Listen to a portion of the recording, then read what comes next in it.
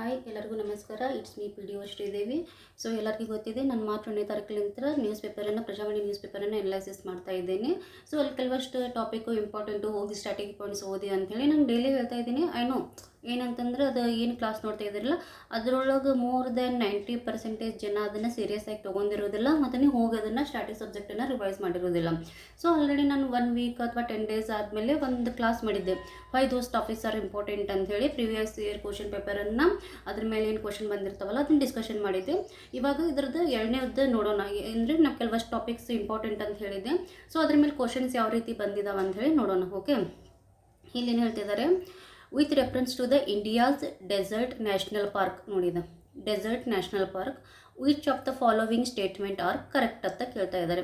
So first question ಓದುವಾಗ ನೀವು ಏನು ಕರೆಕ್ಟಾಗಿ ನೋಡ್ಕೋಬೇಕು, ಇದು ಕರೆಕ್ಟ್ ಇದೆನಾ, ಇನ್ಕರೆಕ್ಟ್ ಇದೆನಾ, ನಾಟ್ ಕರೆಕ್ಟ್ ಇದೆನಾ ಅಂತೇಳಿ. ಅದು ಫಸ್ಟ್ ಏನಂತಂದ್ರೆ ನೀಟಾಗಿ ಕ್ವಶನನ್ನು ಓದಬೇಕು. ಇಲ್ಲಿ ಕರೆಕ್ಟ್ ಅಂತ ಕೇಳಿದ್ದಾರೆ. ಎದ್ರ ಬಗ್ಗೆ ಕೇಳಿದ್ದಾರೆ? ಡೆಸರ್ಟ್ ನ್ಯಾಷನಲ್ ಪಾರ್ಕ್ ಅಂತ ಹೇಳಿ. Okay, it is spread over 2 district. Okay, first desert national park ಎಲ್ಲಿ ಕಂಡು ಬರ್ತೈತಿ? ರಾಜಸ್ಥಾನ. ನಾನು ನಿನ್ನೆ ಹೆಬ್ಬಕ್ಕಗಳ ಬಗ್ಗೆ ಹೇಳುವಾಗ ಹೇಳಿದ್ದೆ.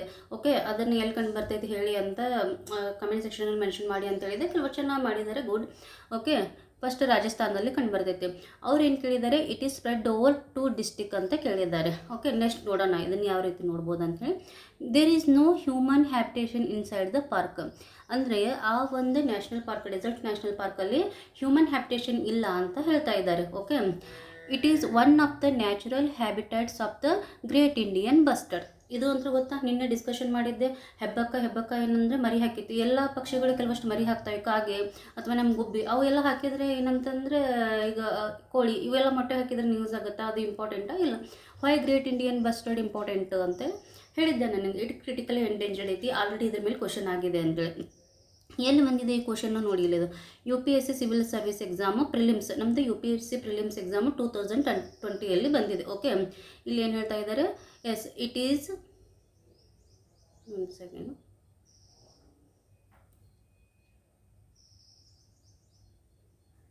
It is spread over 2 district. ಎಷ್ಟು ಕರೆಕ್ಟ್ ಇದೆ? ಇದು ಯಾವುದಂತಂದರೆ ಜೈಸಲ್ಮೇರ್ ಮತ್ತು ಬಾರ್ಮೇರ್ ಅಂತ ಬರುತ್ತೆ. ಆ ಡಿಸ್ಟಿಕ್ ಒಳಗೆ ಇದು ಜೈಸಲ್ಮೇರ್ ಆ್ಯಂಡ್ ಬಾರಾಮೇರ್ ಅಂಥೇಳಿ 2 ಡಿಸ್ಟಿಕ್ ಬರ್ತಾವೆ. ಅಲ್ಲೇನಂದರೆ ಇದು ಸ್ಪ್ರೆಡ್ ಆಗಿದೆ. ಇದು ಕರೆಕ್ಟ್ ಇದೆ. There is no human habitation inside the park. ಇಲ್ಲ, ಇದು ತಪ್ಪಿದೆ. ಓಕೆ, ಅಲ್ಲಿ ಹ್ಯೂಮನ್ದ ಹ್ಯಾಬಿಟೇಷನ್ ಇದೆ. ಈಗ ಫಾರ್ ಎಕ್ಸಾಂಪಲ್ ನಿನ್ನೆ ಕುದುರೆಮುಖ ನ್ಯಾಷನಲ್ ಪಾರ್ಕನ್ನು ಓದ್ತಾ ಇರುವಾಗ ಗೊತ್ತಾಯಿತು, ಅಲ್ಲಿರುವಂತಹ ಜನರ ಜೀವನ ಎಷ್ಟು ಕಷ್ಟ ಇದೆ, ಮತ್ತು ಏನಂದರೆ ಅವರಿಗೆ ಮೂಲ ಸೌಕರ್ಯ ಇಲ್ಲ ಅಂತ ಹೇಳಿ ಒಂದು ನ್ಯೂಸ್ ಆಗಿತ್ತು. ಅದೇ ರೀತಿ ಏನಂದರೆ ಇಲ್ಲಿ ಒಂದು ಏನಂದರೆ ನ್ಯೂಸ್ ಆಗಿತ್ತು ಅದು. ಓಕೆ, ಅಲ್ಲಿರುವಂತಹ ಏನು ಜನಗಳಿಗೆ ಎಷ್ಟು ಕಷ್ಟ ಇದೆ, ಅವ್ರಿಗೆ ಮೂಲ ಸೌಕರ್ಯ ಇಲ್ಲ ಅಂಥೇಳಿ ಅವಾಗೂ ಏನಂತಂದರೆ ನ್ಯೂಸ್ ಆಗಿತ್ತು ಅದು. ಸೊ ಅಲ್ಲಿ ಹ್ಯೂಮನ್ ಹ್ಯಾಬಿಟೇಷನ್ ಇದೆ. So this statement is wrong. It is one of the natural habitat of the great. Yes, ಇದು ಕರೆಕ್ಟ್ ಇದೆ. ಓಕೆ, ನಾನು ನಿನ್ನೆ ಆದರೂ ಹೇಳಿದ್ದೆ, ಇನ್ನು ಗ್ರೇಟ್ ಇಂಡಿಯನ್ ಬಸ್ಟರ್ಡ್ ಬಂದುಬಿಟ್ಟು ಅದಕ್ಕೆ ಒಂದು ಡೆಸರ್ಟ್ ನ್ಯಾಷನಲ್ ಪಾರ್ಕ್ ಇದೆ ಡೆಡಿಕೇಟೆಡ್ ಆಗಿ ಅಂಥೇಳಿ. ಎಲ್ಲಿ ಕಂಡು ಬರುತ್ತೆ? ರಾಜಸ್ಥಾನದಲ್ಲಿ ಕಂಡು ಬರುತ್ತೆ. ಅದು 2 ಡಿಸ್ಟಿಕಲ್ಲಿ ಇದೆ, ಒಂದು ಜೈಸಲ್ಮೇರ್ ಮತ್ತು ಬಾರಾಮೇರ್. ಓಕೆ, ಸೊ ಇದು ತಪ್ಪು. 1 ಮತ್ತು 3 ಏನಂದ್ರೆ ಕರೆಕ್ಟ್ ಇದಾವೆ. ಓಕೆ, UPSC ಪ್ರಿಲಿಮ್ಸ್ ಎಲ್ಲ ಹೇಗಿದೆ.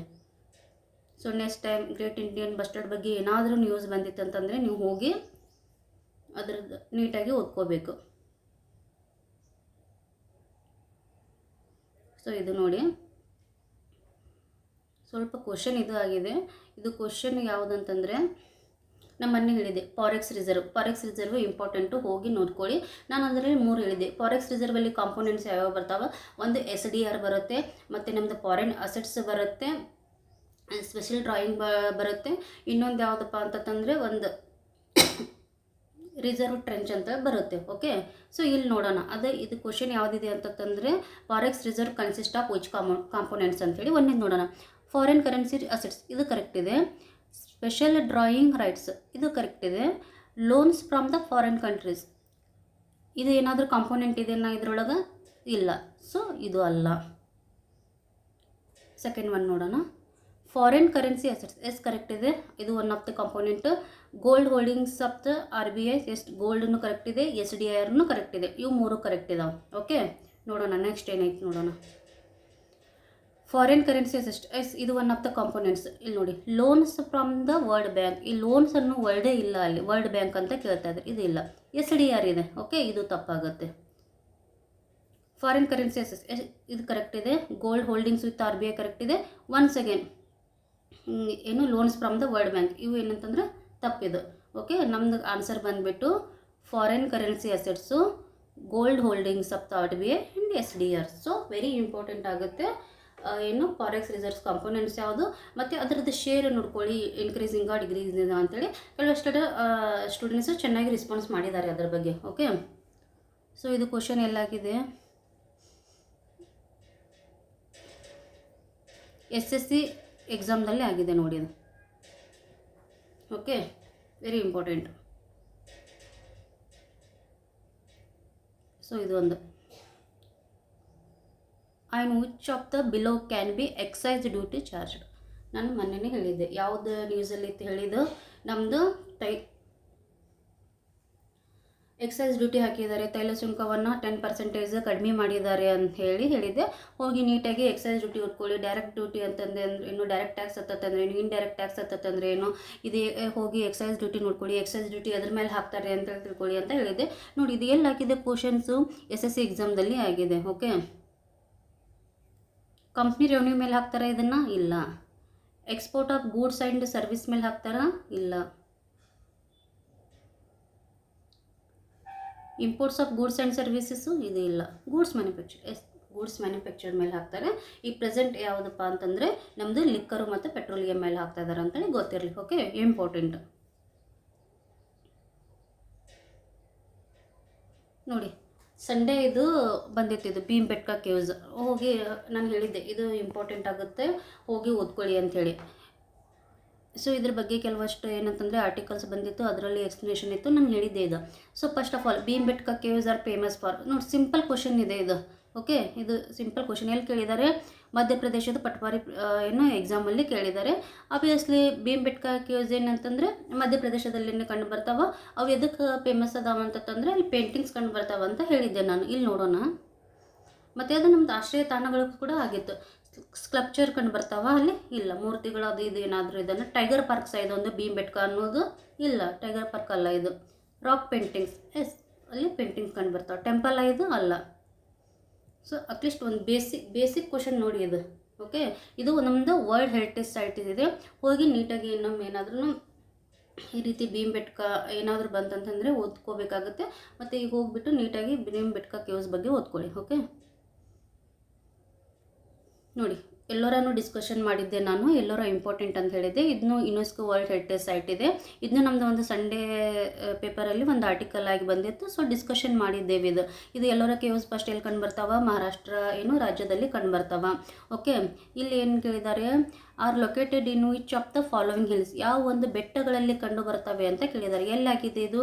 SSC ಎಕ್ಸಾಮ್ನಲ್ಲಿ ಆಗಿದೆ. ಓಕೆ, ಸೊ ಕೆಲವರು ಚೆನ್ನಾಗಿ ಕರ್ತೈತಿ SSCಯಲ್ಲಿ ಆದರೆ ನಮ್ಮದಲ್ಲಿ ಬರುತ್ತಾ, ಅದು ಇಂಪಾರ್ಟೆಂಟ್ ಏನು, ಅದರ್ಲಿಂತ್ರೇ ಅದು 1 hour ಅದರ್ಬೇ ಕ್ವಶನ್ ಪೇಪರಲ್ಲಿ ಬರುತ್ತೆ. ಓಕೆ,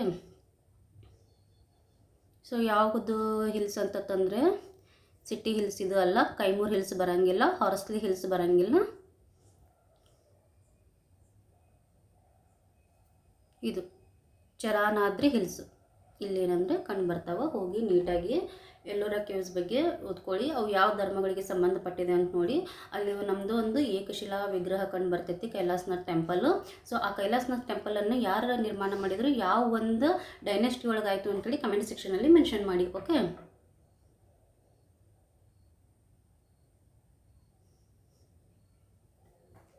ನೋಡಿದು consider the following statement regarding the Konark sun temple. ಇದನ್ನು ಏನಂತಂದರೆ ಒಂದು ಸಂಡೇ ಆರ್ಟಿಕಲ್ ಒಳಗೆ ಬಂದಿತ್ತು ಸನ್ ಟೆಂಪಲ್ ಬಗ್ಗೆ. Okay,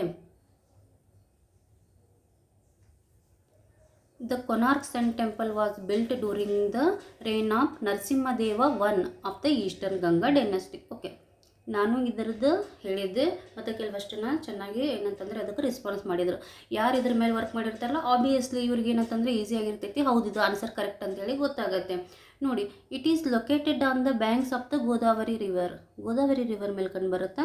first Konark sun temple ಯಾವ ರಾಜ್ಯದಲ್ಲಿ ಕಂಡು ಬರುತ್ತೆ? ಅದು ಒಡಿಸ್ಸಾ. ಅದು ಕರಾವಳಿ ಪ್ರದೇಶ, ಅಲ್ಲಿ ಸಮುದ್ರದ ದಂಡೆಯಲ್ಲಿ ಕಂಡು ಬರುತ್ತೆ. ಯಾವ ಸಮುದ್ರ? ಬೇ ಆಫ್ ಬೆಂಗಾಲ್ ಸಮುದ್ರದ ಒಂದು ಅಂಚಿನಲ್ಲಿ ಏನಂತಂದರೆ ಅದು ಕಂಡು ಬರುತ್ತೆ. ಓಕೆ, ಹೀಗಾಗಿ ಕಾಮನ್ ಸೆನ್ಸ್ ಇದು. ಗೋದಾವರಿ ಏನಂತಂದರೆ ರಿವರ್ ಮೇಲೆ ಇದು ಕಂಡು ಬರೋಂಗಿಲ್ಲ. ಓಕೆ, ಸೊ ಒಂದನೇದು ಕರೆಕ್ಟ್ ಇದೆ, ಎರಡನೇದು ತಪ್ಪಿದೆ. ಸೊ ನೀವು ಹೋಗಿಬಿಟ್ಟು ಒಂದು ಸ್ವಲ್ಪ ಇದು ಯಾರು ನೋಡ್ತಾ ಇದ್ದೀರಲ್ಲ, ಹೋಗಿ ನೀಟಾಗಿ ಒಂದು ಸ್ವಲ್ಪ ಕೊನಾರ್ಕ್ ಸನ್ ಟೆಂಪಲ್ ಬಗ್ಗೆ ನೋಡ್ಕೊಳ್ಳಿ. ಅಲ್ಲಿ ಯಾವುದು ಒಂದು ವಾಸ್ತುಶಿಲ್ಪ ಶೈಲಿ ಕಂಡು ಬರ್ತೈತಿ ಅಂತ ಹೇಳಿ ನೋಡ್ಕೊಳ್ಳಿ. ಆಮೇಲೆ ಇದಕ್ಕೆ ವೈಟ್ ಪಗೋಡ ಅಂತ ಕರೀತಾರ ಅಥವಾ ಬ್ಲ್ಯಾಕ್ ಪಗೋಡ ಅಂತ ಕರೀತಾರ ಅಂತೇಳಿ ನೋಡ್ಕೊಳ್ಳಿ. ಓಕೆ, ಇಂಪಾರ್ಟೆಂಟ್ ಆಗುತ್ತೆ. ಓನ್ಲಿ ಈಸ್ ಆರ್ ಕರೆಕ್ಟ್ ಅಂತ ಕೇಳಿದ್ದಾರೆ, ಒನ್ ಕರೆಕ್ಟ್. ಎರಡನೇದು ಯಾಕೆ ತಪ್ಪು? ಅದು ನಮ್ಮದು ಬಂಗಾಳಕೊಲ್ಲಿ ತೀರದಲ್ಲಿ ಕಂಡು ಬರ್ತೈತಿ. ಹೋಗ್ಬಿಟ್ಟು ಒಂದು ಸ್ವಲ್ಪ ಏನಾದರೂ ನೀವು ಯೂಟ್ಯೂಬ್ದಲ್ಲಿ ನೋಡಿದರೆ ಕೊನಾರ್ಕ್ ಟೆಂಪಲ್ ಆ ಸಮುದ್ರದ ದಂಡೆಯಲ್ಲಿ ಕಂಡು ಬರ್ತದೆ, ಅದು ನದಿ ದಂಡೆಯಲ್ಲೆಲ್ಲ.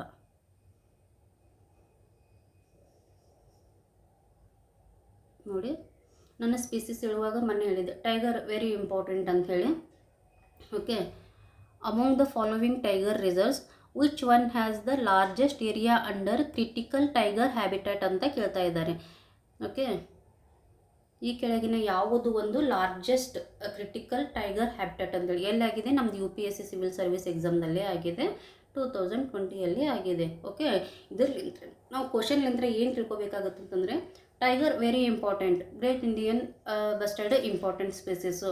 ಸೊ ಅದ್ರ ಬಗ್ಗೆ ಏನಾದರೂ ನ್ಯೂಸ್ ಇತ್ತು ಅಥವಾ ಅದ್ರ ಬಗ್ಗೆ ಹೋಗಿ ಸ್ಟಾಟಿಕ್ಕಾಗಿ ಓದೋದೇ ನಮ್ಮದು ಡ್ಯೂಟಿ ಇರುತ್ತೆ. 1 hour ಆದ್ರೆ ಕ್ವಶನ್ಸ್ ಬಂದೇ ಬರುತ್ತೆ. ಅದು ಇದೇ ಕ್ವಶನ್ ಬರುತ್ತೆ ಅಂತೇನಿಲ್ಲ. ಓಕೆ, ಅದನ್ನು ಯಾವ ರೀತಿ ಆದರೂ ಕೇಳ್ಬೋದು. ಅದರ ರಿಲೇಟೆಡ್ ಏನಾದರೂ ಸ್ಕೀಮ್ ಬಂದಿದ್ದರೆ ಅಥವಾ ಏನಾದರೂ ನ್ಯೂಸಲ್ಲಿದ್ದರೆ ಅದನ್ನು ಒಂದು ಸ್ವಲ್ಪ ಫೋಕಸ್ ಮಾಡಿ ಓದಬೇಕಾಗತ್ತೆ. ಓಕೆ, ಸೊ ಆನ್ಸರ್ ಇಲ್ಲಿ ಕಾರ್ಬೆಟ್ ಕೇಳಿದ್ದಾರೆ, ಇಲ್ಲ. ರಣತಂಬೂರ್ ಅದು ಬರೋಂಗಿಲ್ಲ. ಇದು ನಾಗಾರ್ಜುನ ಸಾಗರ ಮತ್ತು ಶ್ರೀಶೈಲ ನಮ್ಮ ಏನಿತ್ತಲ್ಲ, ಇದು ಏನಂದರೆ ಆನ್ಸರ್ ಬಂದುಬಿಟ್ಟು ಸುಂದರ್ಬನ್ಸು ಅಲ್ಲ. ಓಕೆ,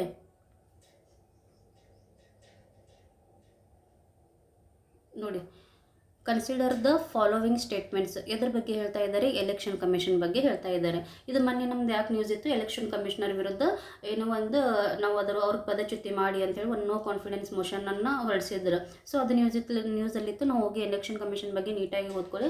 ಇದು ನಮ್ಮದು ಹೈ ಯೀಲ್ಡಿಂಗ್ ಟಾಪಿಕ್ ಅಂತ ಹೇಳಿದೆ. ಓಕೆ, ಏನು ಕೇಳ್ತಾ ಇದ್ದಾರೆ ಇಲ್ಲಿ? The election commission of India is A 5-member body. ಇಲ್ಲಿ ನೋಡಿ, ಇಲ್ಲಿ 5.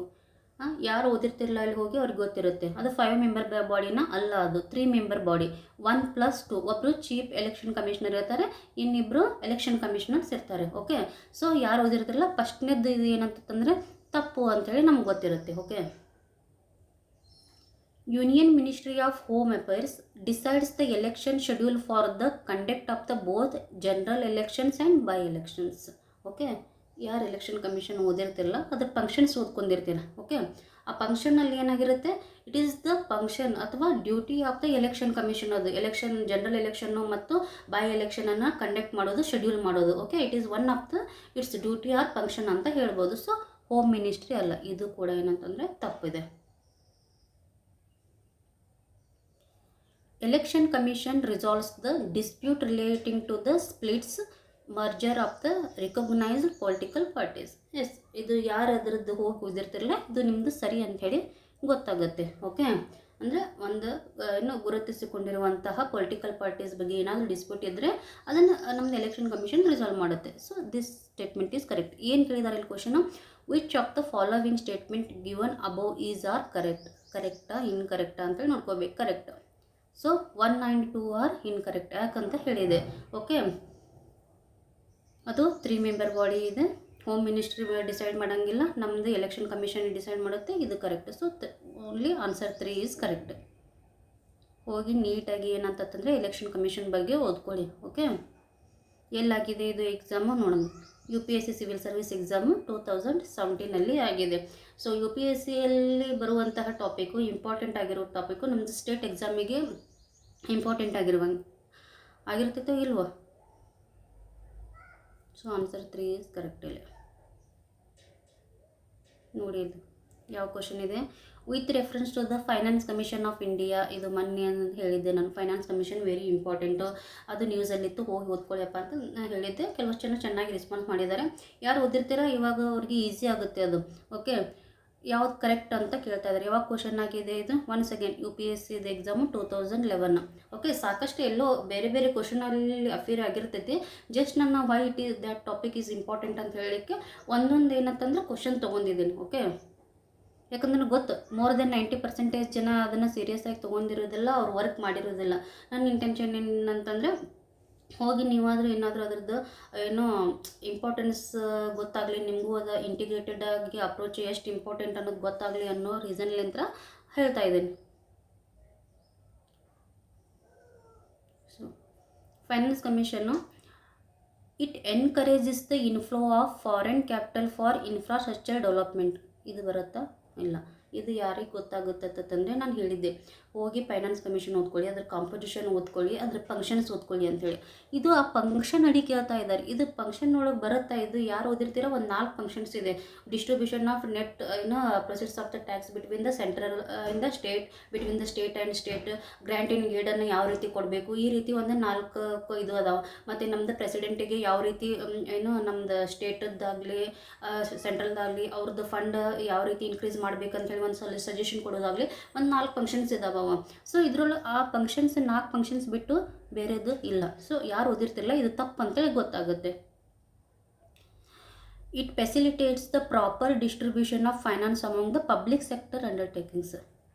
ಪಬ್ಲಿಕ್ ಸೆಕ್ಟರ್ ಅಂಡರ್ಟೇಕಿಂಗ್ಸ ಇಲ್ಲ. Central and state, between the state and states ಅಂಥೇಳಿ ಇದೆ word. So public sectors undertakings ಅಲ್ಲ. It ensure the transparency in financial administration. ಇಲ್ಲ. ಎಲ್ಲಾದರೂ ಓದಿದ್ದೀರಾ? ಯಾರು ಓದಿರ್ತಿರಲ್ಲ ಅದ್ರ ಫಂಕ್ಷನ್ಸ್ ಅವ್ರಿಗೆ ಗೊತ್ತಿರುತ್ತೆ. ಹೋಗಿ ನೀಟಾಗಿ ಓದ್ಕೊಳ್ಳಿ. ಓಕೆ,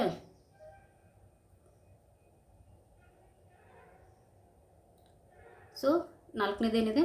ನನ್ of the statements ABC given above is correct in this context. ಅಂದರೆ ಮೇಲಿನ 3 ಏನಂತಂದ್ರೆ ತಪ್ಪಿದಾವಂತ ಹೇಳ್ತಾ ಇದ್ದಾರೆ. Okay, this is the correct answer. Okay, so ನಿಮ್ಗೆ ಗೊತ್ತಾಗಲಿ ಅಂತೇಳಿ ನೋಡಿಲಿ. Functions of the finance commission of India ಏನು ಫಂಕ್ಷನ್ಸ್ ಇದ್ದಾವೆ ನೋಡಿಲಿ. The net tax proceeds distribution to be divided between the centre and the states. Okay, allocation of the same between the state ಅಂತಂದರೆ ಟ್ಯಾಕ್ಸನ್ನು, net ಟ್ಯಾಕ್ಸನ್ನು central ಮತ್ತು state ಮಧ್ಯೆ ಯಾವ ರೀತಿ distribution ಮಾಡಬೇಕು, state ಮತ್ತು ಸ್ಟೇಟ್ ಮಧ್ಯೆ ಯಾವ ರೀತಿ ಡಿಸ್ಟ್ರಿಬ್ಯೂಷನ್ ಮಾಡಬೇಕಂತ ಹೇಳೋದು it is one of the functions. ಎರಡನೇದೇನಿದೆ ನೋಡಿಲಿ. The principle governing the grants in aid to the states by the centre out of the consolidated fund of India. ಅಂದರೆ ನಮ್ಮದು ಭಾರತದ ಸಂಚಿತ ನಿಧಿ ಇದೆಯಲ್ಲ, ಆ ಸಂಚಿತ ನಿಧಿಯಿಂದ ನಮ್ಮದು ಸ್ಟೇಟಿಗೆ ಒಂದು ಗ್ರ್ಯಾಂಟ್ ಇನ್ ಏಡ್ ಕೊಡಬೇಕು, ಅನುದಾನ ಕೊಡಬೇಕಂತಂದರೆ ಯಾವ ಒಂದು ತತ್ವಗಳನ್ನು ಪಾಲಿಸಬೇಕು, ಪ್ರಿನ್ಸಿಪಲ್ ಪಾಲಿಸಬೇಕು ಅಂತ ಹೇಳುತ್ತೆ. This is the correct. ಎರಡನೇದು. Okay, the steps required to extend the consolidated fund of a state to boost the resources of the panchayats and the municipalities of the state on the basis of recommendation made by the state finance commission. Okay, ಅಂದರೆ ಇವಾಗ ಏನು ಹೇಳ್ತಿದ್ದಾರೆ, ನಮ್ಮದು ಸ್ಟೇಟದ ರಾಜ್ಯದಲ್ಲಿರುವಂಥ ಸಂಚಿತ ನಿಧಿಯಿಂದ ಈಗ ನಮ್ಗೆ ಗೊತ್ತಿದೆ ಏನು ಗ್ರಾಮ ಪಂಚಾಯತಿಗಳು ಅದಾವೆ, ಮುನ್ಸಿಪಾಲಿಟೀಸ್ ಇದ್ದಾವೆ. ಸೊ ಅಲ್ಲಿ ಏನಂತಂದರೆ ಯಾವ ರೀತಿ ಅದನ್ನು ಹಂಚಿಕೆ ಮಾಡಬೇಕು ಅಂತ ಹೇಳ್ತಾ ಇದ್ದಾರೆ. ಓಕೆ, ಸೊ ಇದರಲ್ಲಿ ಏನಾದ್ರೂ ಮೇಲ್ಗಡೆ ಇರುವಂತಹ ಆಪ್ಷನ್ ಸಿಗ್ತಾ ಇಲ್ಲ. ಸೊ ನೀಟಾಗಿ ಓದ್ಕೊಂಡ್ರೆ ಅದು ಏನಂತಂದರೆ ನಿಮ್ಗೆ ಹೆಲ್ಪ್ ಆಗುತ್ತೆ. ಓಕೆ,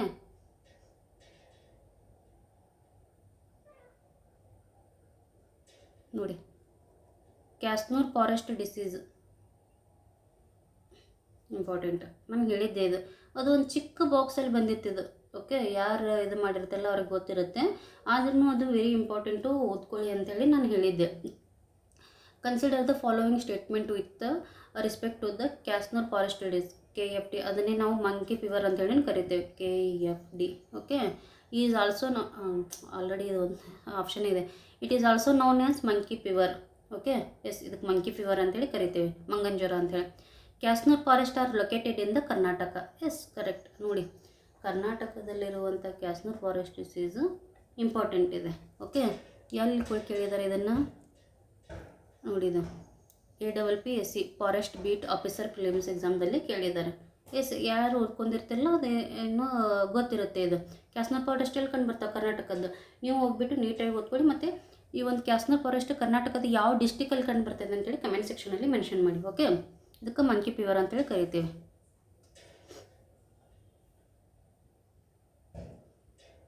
ಸೊ ಏನು ಹೇಳ್ತಾ ಇದ್ದಾರೆ, which of the above statement is are correct. ಎರಡು ಕರೆಕ್ಟ್ ಇದಾವೆ. Okay,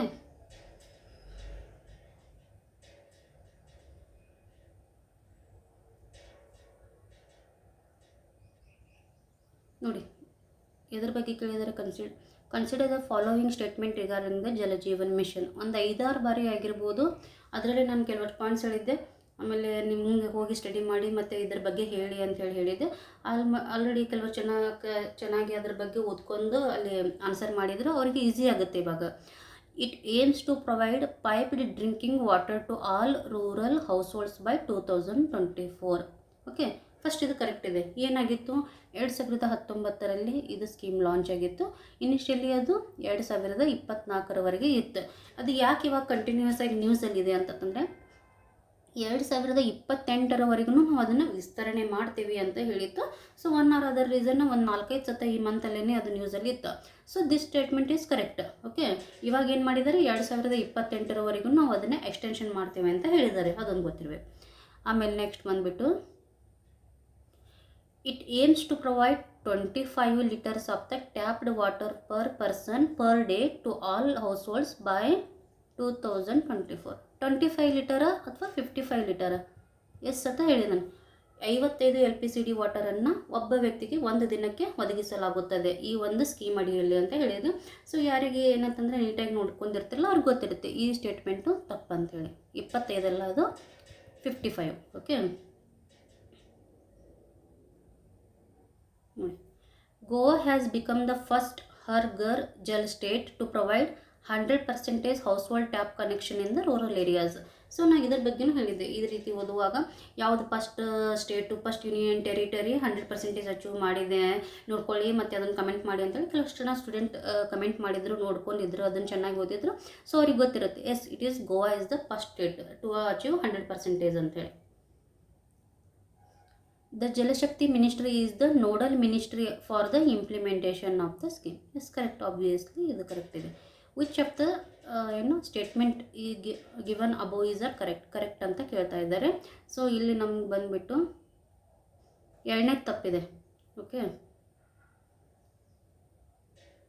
1, 3, 4 are correct. ಓಕೆ, ಎಲ್ಲಾಗಿದೆ ಇದು ಕ್ವಶನು? 1 ಸೆಕೆಂಡ್. IB/ACIO ಗ್ರೇಡ್ 2 ಎಕ್ಸಾಮಲ್ಲಿ ಆಗಿದೆ ನೋಡಿ.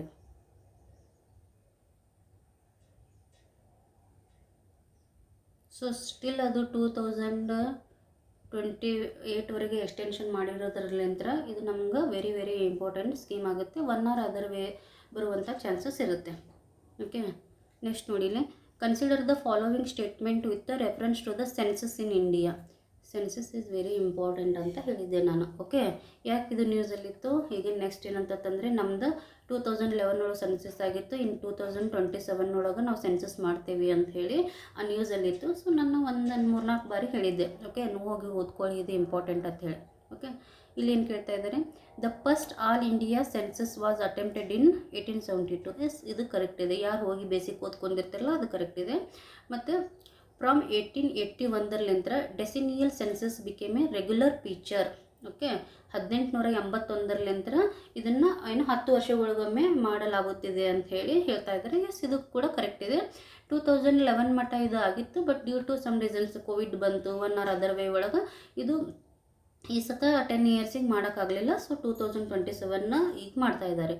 ಓಕೆ, ಈಗ ಏನಿದೆ 2 ಕ್ವಶನ್ಸು ಆನ್ಸರ್ ಇದು ಸ್ಟೇಟ್ಮೆಂಟು ಕರೆಕ್ಟ್ ಇದಾವೆ. ಓಕೆ, ಸೊ ಎಲ್ಲಾಗಿದೆ, ನಮ್ಮದು CDS ಅಲ್ಲಿ ಆಗಿದೆ. ಸೊ ಇದರಿಂದ ನಾವು ಏನು ನೋಡ್ಕೋಬೇಕಾಗತ್ತೆ ಅಂತಂದರೆ, ಇದು ಕ್ವಶನ್ಸ್ ಏನು ಬರುತ್ತಂತಲ್ಲ, ಬಟ್ ಆ ಟಾಪಿಕ್ ಇಂಪಾರ್ಟೆಂಟ್ ಅಂತ ಹೇಳೋದು ನಮ್ಮದು ಏನಂತಂದ್ರೆ ಒಂದು ಉದ್ದೇಶ ಇದೆ. ಓಕೆ,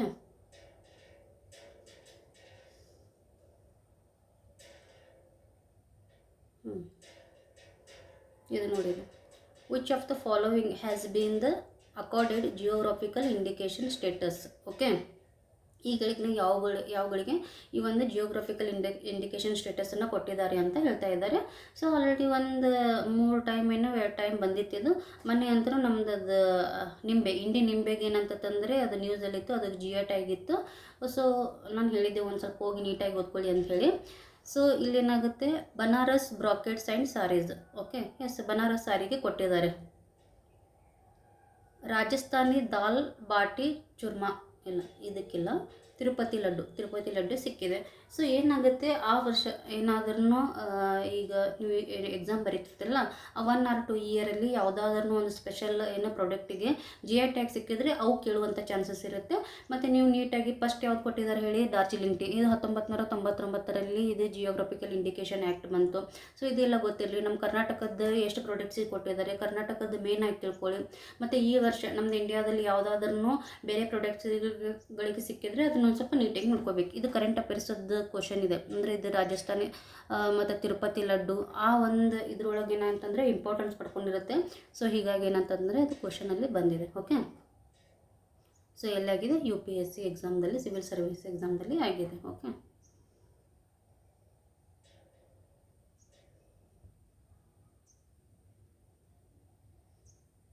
ಓಕೆ, ಎಷ್ಟು ಸಾಧ್ಯ ಆಗುತ್ತೆ ಅಷ್ಟು ಏನಂತಂದರೆ ಆ ಟಾಪಿಕ್ಸ್ ಮೇಲೆ ಒಂದೊಂದು ಕ್ವಶನ್ಸನ್ನು ನೋಡಿದ್ದೇನೆ. ಸೊ ಇದೇ ಅಂತಲ್ಲ, ಬೇರೆ ಬೇರೆ ಏನಂತಂದರೆ ಸಾಕಷ್ಟು ಎಕ್ಸಾಮ್ ನಡೀತಾ ಇರ್ತವೆ, ಅಲ್ಲೇ ಕ್ವಶನ್ಸ್ ಬರುತ್ತೆ. ಅವು ಟಾಪಿಕ್ಸ್ ಇಂಪಾರ್ಟೆಂಟ್ ಅಂತ ಹೇಳೋದೇ ನಂದು ಇಂಟೆನ್ಷನ್ ಆಗಿರುತ್ತೆ.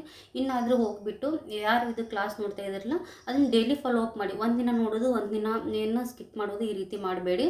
ಮತ್ತು ನಾನು ಹೇಳಿರೋ ಹಾಗೆ ಒಂದು ನೋಟ್ಬುಕ್ ತೊಗೊಳ್ಳಿ, ಯಾವುದು ಇದು ಇಂಪಾರ್ಟೆಂಟ್ ಅಂತ ಹೇಳ್ತೀನಲ್ಲ ಅಲ್ಲಿ ಬರ್ಕೊಂಡು ಅದನ್ನು ನೀಟಾಗಿ ಆ ಟಾಪಿಕ್ ಬಗ್ಗೆ ಏನಂತಂದರೆ ಸ್ಟಡಿ ಮಾಡಿ. ಓಕೆ, ಅದು ನಿಮ್ಗೆ ಹೆಲ್ಪ್ ಆಗುತ್ತೆ. ಇಂಟಿಗ್ರೇಟೆಡ್ ಅಪ್ರೋಚ್ ಇರಬೇಕು. ಈಗ ನೋಡಿ, ಹೆಬ್ಬಕ್ಕ ಮರಿ ಹಾಕ್ತು ಅಂಥೇಳಿ ಅಲ್ಲಿಗೆ ಬಿಟ್ಟರೆ ಅದು ಯೂಸ್ ಆಗ್ತಿದ್ದಿಲ್ಲ. ನಾವು ಅಲ್ಲಿ ಹೋಗಿಬಿಟ್ಟು ಆ ಹೆಬ್ಬಕ್ಕ ಅಂದರೆ ಗ್ರೇಟ್ ಇಂಡಿಯನ್ ಬಸ್ಟರ್ಡ್ ಬಗ್ಗೆ ಸ್ಟಡಿ ಮಾಡಬೇಕು. ಸೆನ್ಸಸ್ಸದ್ದು ಹೇಳಿದೆ, ಸೆನ್ಸಸ್ ಬಗ್ಗೆ ಸ್ಟಡಿ ಮಾಡಬೇಕು. JJM ಸ್ಕೀಮ್ ಅವರು ಏನು ಜಸ್ಟ್ ಏನು ಹೇಳಿದ್ರು ಅಂತಂದರೆ 2028ರವರೆಗೆ ವಿಸ್ತರಣೆ ಮಾಡ್ತಾ ಇದ್ದೀವಿ ಅಂತ ಹೇಳಿತ್ತು. ಇನ್ನೊಂದು ಆರ್ಟಿಕಲಲ್ಲಿ ಏನು ಬಂದಿತ್ತು ಅಂತಂದರೆ ಅಲ್ಲಿ ಫಂಡ್ ಸರಿಯಾಗಿ ಯುಟಿಲೈಸೇಷನ್ ಆಗ್ತಿಲ್ಲ ಸ್ಟೇಟಲ್ಲಿ ಅಂತ, ಅದು ಒಂದು ಹೇಳಿತ್ತು. ಇದು ಒನ್ ಆರ್ ಅದರ್ ವೇ ಅವ್ರು ನ್ಯೂಸಲ್ಲಿ ಇರ್ತವೆ. ಬಟ್ ಆ ಒಂದು ವರ್ಡ್ ತೊಗೊಂಡು ಏನಂತಂದರೆ ನಾವು ಯಾವ ಇಂಪಾರ್ಟೆಂಟ್ ಆಗ್ತಿ ಹೇಳ್ತಾವಲ್ಲ, ಈಗ 14 ಅಥವಾ 15 ಪೇಜ್ ಇರುತ್ತೆ, ಅಲ್ಲಿ ಎಲ್ಲನೂ ಏನಂತಂದರೆ ಇಂಪಾರ್ಟೆಂಟ್ ಆಗಿರೋದಿಲ್ಲ. ಈಗ ನೋಡಿ, KFT ಕೆಲವಷ್ಟು ಒಂದು ಪೇಜ್ ಗಟ್ಟಲೆ ಕೊಟ್ಟಿರ್ತಾರೆ. ಫಾರ್ ಎಕ್ಸಾಂಪಲ್ ಪೊಲಿಟಿಕಲ್ ನ್ಯೂಸ್ ಕೊಟ್ಟಿರ್ತಾರೆ, ಒಂದು ಪೇಜ್ ಇರುತ್ತೆ, ಅಲ್ಲಿ ಏನೂ ಇರೋಂಗಿಲ್ಲ. ಅದೇ ನಮ್ಮ ಕ್ಯಾಸ್ನರ್ ಫಾರೆಸ್ಟ್ ಡಿಸೀಸ್ ಇಷ್ಟೇ ಒಂದು ಸಣ್ಣ ಏನಂತಂದರೆ ಸ್ಪೇಸಲ್ಲಿ ಕೊಟ್ಟಿದ್ರು. ಬಟ್ ಅದು ನಮ್ಗೆ ಇಂಪಾರ್ಟೆಂಟ್ ಟಾಪಿಕ್. ಓಕೆ, ಏನಂತಂದರೆ ಹೋಗಿ ನೀಟಾಗಿ ಏನಂತಂದರೆ ನೋಡ್ಕೊಳ್ಳಿ. ಯಾರು ಇದನ್ನು ಫಸ್ಟ್ ಟೈಮ್ ನೋಡ್ತಾ ಇದ್ದಿರಲ್ಲ, ಏನಿಲ್ಲ, ಮ್ಯಾಕ್ಸಿಮಮ್ ಭಾಳ ಆದರೆ ನಾನು ಒಂದು 10 minutes ಒನ್ ಡೇದ್ದು ಏನಂತಂದರೆ ಕ್ಲಾಸ್ ಮಾಡಿದ್ದೀನಿ. ಸೊ ನೀವು ಏನಂತಂದರೆ ಅದನ್ನು ನೋಡಿಬಿಟ್ಟು ಒಂದು ಸ್ವಲ್ಪ ನೀಟಾಗಿ ಬರ್ಕೊಳ್ಳಿ, ಮತ್ತು ಡೈಲಿ ಫಾಲೋ ಅಪ್ ಮಾಡಿ ಅಂತ ಹೇಳ್ತಾ ಇದ್ದೀನಿ. Okay, thank you one and all.